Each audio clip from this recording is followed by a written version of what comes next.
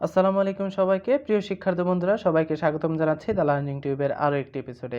আজকে আমরা আলোচনা করব হচ্ছে এইচএসসি টেক্সট বুকের ইউনিট 2 লেসন 4। আমাদের লেসন 4 এর নাম হচ্ছে বা টাইটেল হচ্ছে scientific breakthrough we are waiting for, অর্থাৎ বৈজ্ঞানিক সফলতা যে জন্য আমরা কি করছি, অপেক্ষা করছি। পার্ট 2 আমরা পার্ট 1 অর্থাৎ ইউনিট 2 লেসন 3 তে কিন্তু পার্ট 1টা পড়ে ফেলেছি। তো যারা এখনো দেখোনি ভিডিওটি অবশ্যই দেখে আসবে, আমাদের ভিডিওর ডিসক্রিপশন বক্সে অবশ্যই লিঙ্কটি পেয়ে যাবে। সাথে সাথে তুমি যদি এইচএসসি বা ইন্টারমিডিয়েটে পড়ালেখা করে থাকো এবং অ্যাডমিশনের ক্ষেত্রেও যদি পড়ালেখা করতে চাও, ইংলিশ টেক্সট বুকের ক্ষেত্রে ব্যাপক প্রিপারেশন নিতে চাও, তাহলে আমাদের এই যে ইংলিশ ফার্স্ট পেপারে যে সিরিজটি আছে এটা কিন্তু অবশ্যই দেখে আসবে। তো আমরা শুরু করছি, আজকে সরাসরি টেক্সটে চলে যাচ্ছি। ম্যান্ড মিশনস টু মার্স, অর্থাৎ মঙ্গল গ্রহে মনুষ্যবাহী মিশন। ম্যান্ড, এখানে যে ম্যান শব্দের অর্থ মানুষ, তাহলে মানুষের মিশন টু মার্স, মঙ্গলে।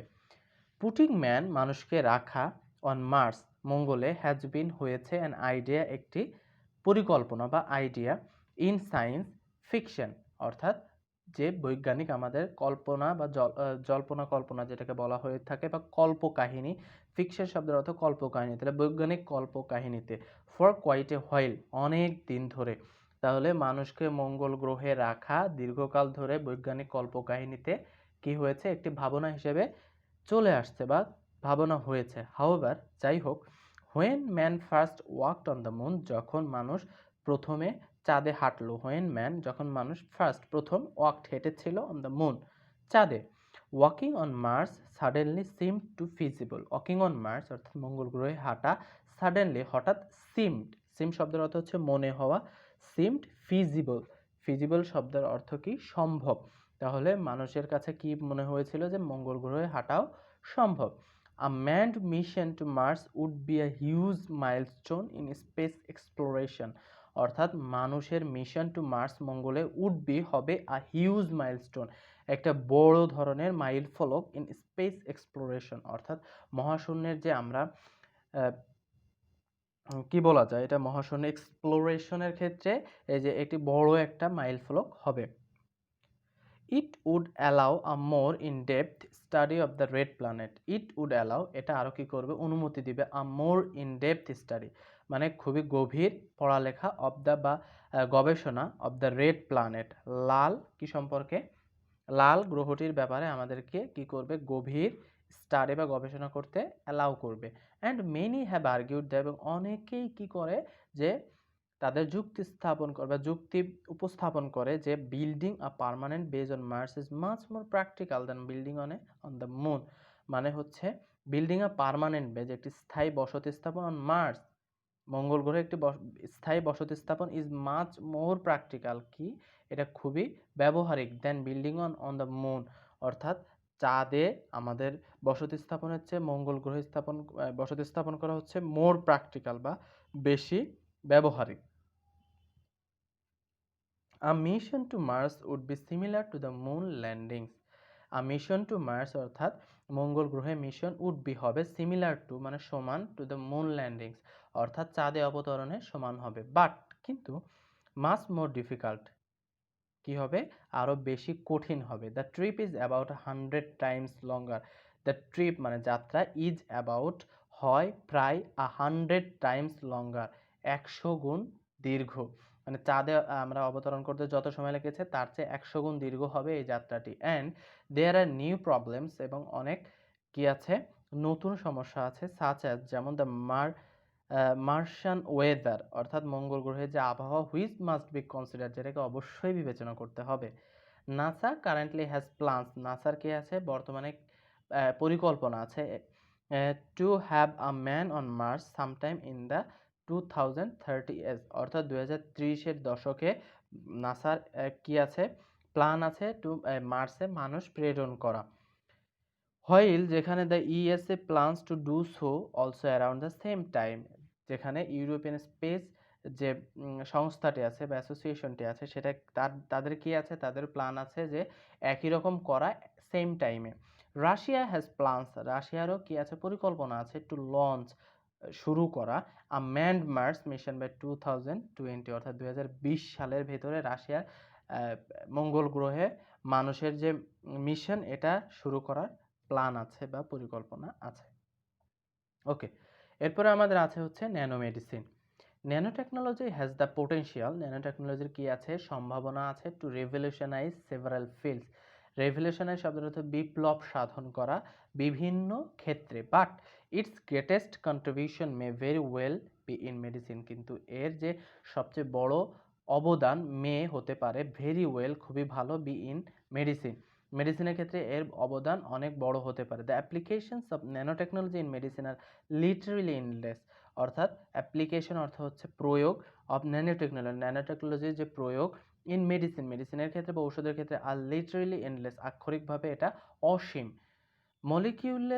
Molecules could be built to stick to and destroy cancer cells. Molecules কি করা যেতে পারে, তৈরি করা যেতে পারে, to stick to and destroy cancer cells, cancer সেলটাকে আমরা কি করতে পারি, আটকে রাখতে এবং সেটাকে ধ্বংস করতে মলিকিউলসটাকে ব্যবহার করা যেতে পারে বা মলিকিউলস তৈরি করা যেতে পারে, অ্যান্ড অনলি ক্যান্সার সেলস, এবং একমাত্র ক্যান্সার সেলকে। Advanced drug delivery techniques could be used, মানে উন্নত ড্রাগ ডেলিভারি টেকনিক্স অর্থাৎ ঔষধ সরবরাহ পদ্ধতি কুড বি ইউজড, ব্যবহার করা যেতে পারে, to deliver drugs two specific parts, অর্থাৎ ঔষধ সরবরাহ two specific parts of the body, অর্থাৎ একটি নির্দিষ্ট অংশে, শরীরের একটি নির্দিষ্ট অংশের যে ঔষধ পৌঁছানোর ক্ষেত্রে এই যে এটাকে ব্যবহার করা যেতে পারে, delivery techniques, advance drug delivery টেকনিক্সটাকে ব্যবহার করা যেতে পারে। অ্যান্ড এলিমিনেট সাইড এফেক্টস, যেটা দ্বারা কি হবে, এলিমিনেট শব্দের অর্থ দূর করা, সাইড এফেক্টস যে পার্শ্ব প্রতিক্রিয়া দূর করতে। মাইক্রোস্কোপিক রোবটস, অর্থাৎ ছোট যে রোবট আছে, could be used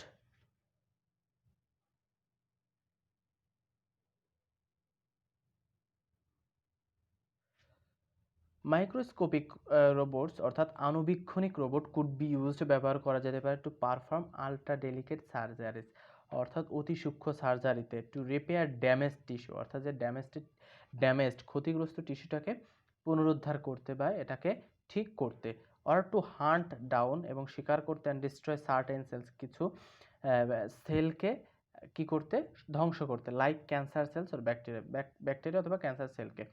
nanomedicine is currently in its infancy, অর্থাৎ ন্যানোমেডিসিনটা কি আছে, বর্তমানে আছে, ইন ইটস ইনফ্যান্সি, শৈশব অবস্থায় বা প্রাথমিক অবস্থায়, বাট কিন্তু it may prove to be the biggest breakthrough in modern medicine since the first vaccine, but কিন্তু ইট মে প্রুভ, এটা প্রমাণ করতে পারে, to be the biggest breakthrough, সবচেয়ে বড় সফলতা হিসেবে, ইন মডার্ন মেডিসিন, আধুনিক ঔষধ শাস্ত্রে, সিন্স দ্য ফার্স্ট ভ্যাকসিন, প্রথম ভ্যাকসিন থেকে।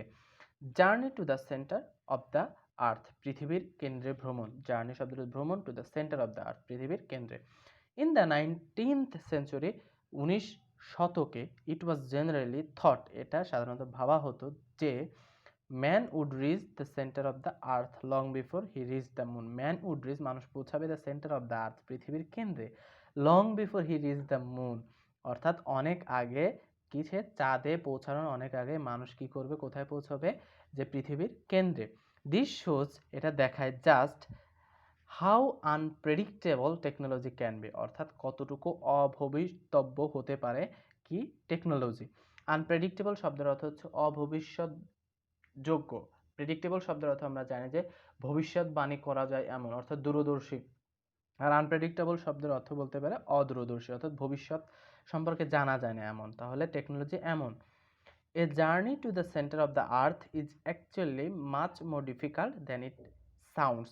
এটা শুনতে যেমন লাগে কিন্তু এটা অ্যাকচুয়ালি মাচ মোর ডিফিকাল্ট, কে অনেক কঠিন। A journey to the centre of the আর্থে ভ্রমণ করা আসলে কঠিন। The pressure at the centre of the earth is enormous, অর্থাৎ pressure at the centre of the earth, পৃথিবীর কেন্দ্রে যে প্রেশার, এটা কি এনার্মাস, প্রচুর। বিকজ কোয়াইট লিটারেলি, সম্পূর্ণ আক্ষরিকভাবে, the entire weight of the world is on top of you, অর্থাৎ সম্পূর্ণ যে ওজন অফ দ্য ওয়ার্ল্ড, পৃথিবীর সম্পূর্ণ যে is on top of you, অর্থাৎ তোমার উপরে, অর্থাৎ এই যে ইসের উপরে, সেন্টার অফ দ্য আর্থের উপরে। There is no known substance, অর্থাৎ কোনো পরিচিত বস্তু নেই, not even carbon nano tubes that can maintain its shape, যেটা কি করতে পারে, এটার যে আকার, এটাকে মেনটেন করতে পারে বা রক্ষণাবেক্ষণ করতে পারে, at such a great pressure, এরকম গ্রেট প্রেশারের ক্ষেত্রে।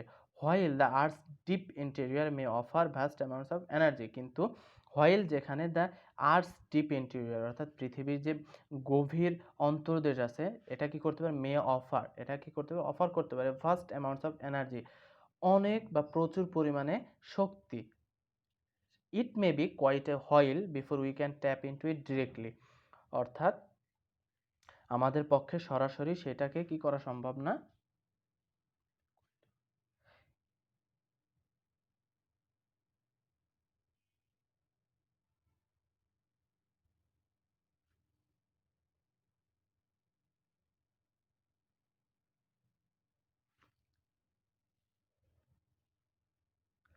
ইট may be quite a while, অর্থাৎ এটা অনেক সময় লাগতে পারে before we can tap into it directly, অর্থাৎ এর ভিতরে আমরা সরাসরি ঢুকতে আমাদের কি লাগতে পারে, অনেক সময় লাগতে পারে।